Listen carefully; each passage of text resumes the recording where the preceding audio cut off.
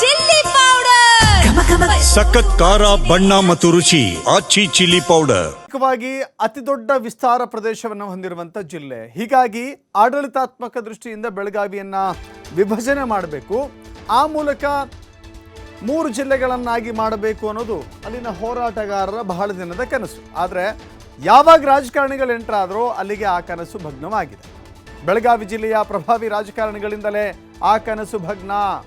ವಿಭಜನೆ ವಿಚಾರದಲ್ಲಿ ಹಠಕ್ಕೆ ಬಿದ್ದ ಬೆಳಗಾವಿ ಜಿಲ್ಲೆಯ ಕಾಂಗ್ರೆಸ್ ನಾಯಕರು, ಶಾಸಕರು, ಒಂದು ಕಡೆ ಜಾರಕಿಹೊಳಿ, ಮತ್ತೊಂದು ಕಡೆ ಸವದಿ, ಇನ್ನೊಂದು ಕಡೆ ಹುಕ್ಕೇರಿ, ಮತ್ತೊಂದು ಕಡೆ ಕೌಜಲಗಿ. ಹೀಗಾಗಿ ಯಾರ ಮಾತು ಕೇಳಬೇಕು ಮುಖ್ಯಮಂತ್ರಿಗಳು? ಹೀಗಾಗಿ ಮುಖ್ಯಮಂತ್ರಿಗಳೇ ಸುಸ್ತಾಗಿದ್ದಾರೆ. ಜಿಲ್ಲಾ ಹೋರಾಟಗಾರರ ಕನಸಿಗೆ ಎಳ್ಳು ನೀರು ಬಿಟ್ಟಿದ್ದಾರೆ ನಾಯಕರ ಪ್ರತಿಷ್ಠೆಯ ಕಾರಣಕ್ಕಾಗಿ. ಅಧಿವೇಶನದ ವೇಳೆ ಜಿಲ್ಲಾ ವಿಭಜನೆಯ ಘೋಷಣೆಗೆ ಮುಂದಾಗಿದ್ದರು ಮುಖ್ಯಮಂತ್ರಿಗಳು. ಆದರೆ ಜಾರಕಿಹೊಳಿ ಸಹೋದರರಿಂದ ಗೋಕಾಕ್ ಜಿಲ್ಲೆಗೆ ಬೇಡಿಕೆ. ಸವದಿ ಹೇಳಿದ್ರು, ಸವದಿ ಅಥಣಿಯನ್ನು ಜಿಲ್ಲೆ ಮಾಡಿಬಿಡಿ ಅಂತ ಹೇಳಿದ್ರು. ಇನ್ನು ಕೌಜಲಿಗೆ ಬಂದು ಬೈಲಹೊಂಗಲ ಜಿಲ್ಲೆ ಮಾಡಿಬಿಡಿ ಅಂತರು. ಇನ್ನು ಯರಗಟ್ಟಿ ಜಿಲ್ಲೆಗೆ ಸೌದತ್ತಿ ಶಾಸಕ ವಿಶ್ವಾಸ ವೈದ್ಯ ಬೇಡಿಕೆ ಇಟ್ಟರು. 4 ದಿಕ್ಕು. ಯಾರನ್ನೂ ಕೂಡ ನೋಯಿಸದ ಉದ್ದೇಶ ಮುಖ್ಯಮಂತ್ರಿಗಳಿಗಿರಬೇಕು ಮೋಸ್ಟ್ಲಿ. ಬೇಡ, ಯಾರಿಗೂ ಕೂಡ ನೋಯಿಸೋದು ಬೇಡ ಅಂಥೇಳಿ ಈ ಜಿಲ್ಲೆಯ ವಿಭಜನೆಯ ಸಹವಾಸವೇ ಬೇಡ ಅಂಥೇಳಿ ಸುಮ್ಮನಾಗಿದ್ದಾರೆ.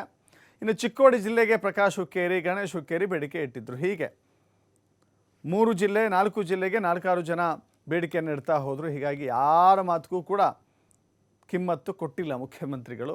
ಹೀಗಾಗಿ ಜಿಲ್ಲೆಯ ವಿಭಜನೆಯನ್ನು ಸದ್ಯಕ್ಕಂತೂ ಕೈ ಬಿಟ್ಟಿದ್ದಾರೆ.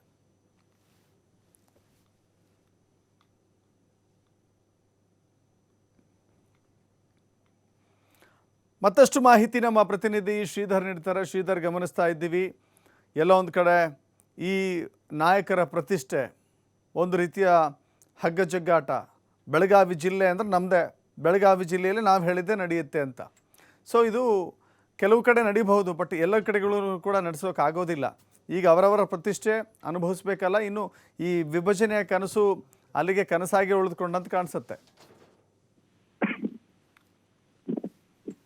ಖಂಡಿತವಾಗಿಯೂ ಬೆಳಗಾವಿ ಜಿಲ್ಲೆ ವಿಭಜನೆ ಇದೆ, ಅದು ಈಗ ನೆನೆಗುತ್ತಿಗೆ ಬಿಚ್ಚಿದೆ ಅಂತ ಹೇಳ್ಬೋದು ಅಷ್ಟೇ. ಯಾಕಂದ್ರೆ ಬೆಳಗಾವಿ ಚಳಿಗಾಲ ಅಧಿವೇಶನ ಸಂದರ್ಭದಲ್ಲಿ ಬೆಳಗಾವಿ ಜಿಲ್ಲೆ ವಿಭಜನೆ ಕೂಗು ಬಹಳ ಜೋರಾಗಿ ಕೇಳಿ ಬಂದಿತ್ತು.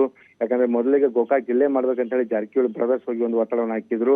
ಅದಾದ ಬೆನ್ನಲ್ಲೇ ಏನಂದ್ರೆ ಹುಕ್ಕೇರಿ ಜಿಲ್ಲೆ, ಚಿಕ್ಕೋಡಿ ಜಿಲ್ಲೆ ಮಾಡ್ಬೇಕಂತ ಹೇಳಿ ಹುಕ್ಕೇರಿ ಕುಟುಂಬ ಅಂದ್ರೆ ಅದು ಗಣೇಶ್ ಹುಕ್ಕೇರಿ ಆಗಿರ್ಬೋದು ಮತ್ತು ಪ್ರಕಾಶ್ ಹುಕ್ಕೇರಿ ಹೋಗಿ ಒತ್ತಡವನ್ನು ಹಾಕಿದ್ರು.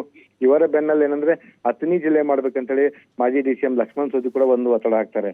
ಇವೆಲ್ಲ ಬೆಳವಣಿಗೆ ಬಳಿಕ ಏನಂದ್ರೆ ಬೈಲಹೊಂಗಲ್ ಜಿಲ್ಲೆ ಮಾಡ್ಬೇಕಂತ ಹೇಳಿ ಕಿತ್ತೂರು ಮತ್ತು ಬೈಲಹೊಂಗಲ್ ಶಾಸಕರಾದಂತ ಏನು ಮಹಂತೇಶ್ ಕೌಜಲಗಿ ಮತ್ತು ಬಾಬಾ ಸಾಹೇಬ್ ಪಾಟೀಲ್ ಮುಖ್ಯಮಂತ್ರಿಗಳು ಒತ್ತಡ ಹಾಕ್ತಾರೆ. ಅದಾದ ನಂತರ ಸೌದತ್ತಿಯ ಶಾಸಕ ವಿಶ್ವಾಸ ವೈದ್ಯ ಏನು ಯರಗಟ್ಟಿಯನ್ನು ಜಿಲ್ಲೆ ಮಾಡಬೇಕು ಅನ್ನುವಂತ ಒಂದು ಒತ್ತಡ ಹಾಕುವಂಥದ್ದು. ಅಂದ್ರೆ ಬೆಳಗಾವಿ ಜಿಲ್ಲೆ 18 ವಿಧಾನಸಭಾ ಮತಕ್ಷೇತ್ರಗಳಿದ್ದಾವೆ. ದಶರಥ್, ಇದರಲ್ಲಿ 11 ಕ್ಷೇತ್ರಗಳಲ್ಲಿ ಕಾಂಗ್ರೆಸ್ ಶಾಸಕರಿದ್ದಾರೆ. ಅತಿ ಹೆಚ್ಚು ಏನು ಕಾಂಗ್ರೆಸ್ ಶಾಸಕರಿದ್ರು ಕೂಡ ಕಾಂಗ್ರೆಸ್ ಶಾಸಕರಿಂದಲೇ ಬೆಳಗಾವಿ ಜಿಲ್ಲೆ ವಿಭಜನೆ ಕೂಗು ಕೇಳಿ ಬರ್ತಾ ಇದೆ.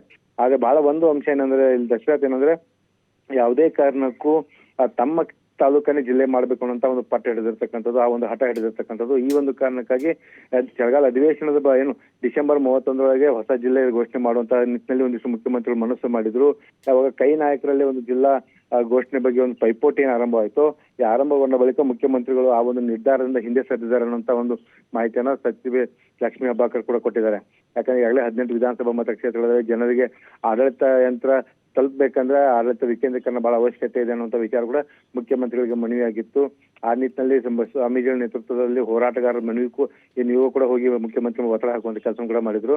ಆದ್ರೆ ಕೈ ನಾಯಕರಲ್ಲೇ ಜಿಲ್ಲೆಗಾಗಿ ಯುದ್ಧ ಆರಂಭಗೊಂಡಿರ್ತಕ್ಕಂಥದ್ದು. ಒಂದ್ ವೇಳೆ 2 ಜಿಲ್ಲೆಗಳನ್ನು ಘೋಷಣೆ ಮಾಡಿದ್ರೆ, ಚಿಕ್ಕೋಡಿ ಗೋಕಾಕನ್ನು ಘೋಷಣೆ ಮಾಡಿದ್ರೆ ಆಗ ಚಿಕ್ಕೋಡಿ ಜಿಲ್ಲೆಯಲ್ಲಿ ನಾವು ಸೇರೋದಕ್ಕಿದ್ದಾರಲ್ಲ ಅನ್ನೋಂಥ ಮಾತನ್ನ ಲಕ್ಷ್ಮಣ್ ಸವದಿ ಹೇಳಿದ್ರೆ. ಲಕ್ಷ್ಮಣ್ ಸವದಿ, ರಾಜು ಕಾಗೆ, ಕುರ್ಚಿ ಶಾಸಕರು ಆ ಒಂದು ಮಾತನ್ನ ಹೇಳಿದ್ರೆ. ಮತ್ತೊಂದ್ ಕಡೆ ಗೋಕಾಕ್ ಜಿಲ್ಲೆ ಮಾಡಿದ್ರೆ ಗೋಕಾಕ್ನಲ್ಲಿ ನಾವು ಏನು ರಾಮದುರ್ಗ ಆಗಿರ್ಬೋದು, ಸೌದತ್ತಿ ಆಗಿರ್ಬೋದು, ಕಿತ್ತೂರು, ಬೈಲಹೊಂಗಲ, ನಾವು ಗೋಕಾಕ್ ಜಿಲ್ಲೆ ನಮ್ಗೆ ದೂರ ಆಗುತ್ತೆ, ಹಾಗಾಗಿ ಗೋಕಾಕ್ ಜಿಲ್ಲೆ ಸೇರ್ಪಡೆ ನಮ್ ಬೇಡ ಅನ್ನೋಂತ ವಿಚಾರವನ್ನು ಪ್ರಸ್ತಾಪ ಮಾಡಿರ್ತಕ್ಕಂಥದ್ದು.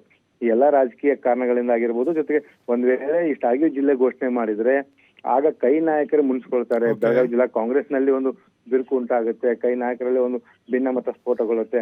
ಇದೆಲ್ಲ ಅಂಶಗಳನ್ನ ಗಮನಿಸಿದಂತ ಮುಖ್ಯಮಂತ್ರಿಗಳು ಸದ್ಯಕ್ಕೆ ಬೆಳಗಾವಿ ಜಿಲ್ಲೆ ವಿಭಜನೆ ನಿರ್ಧಾರ ಏನಿದೆ, ನಿರ್ಧಾರದಿಂದ ಏನು ಹಿಂದೆ ಸರಿದಂತೆ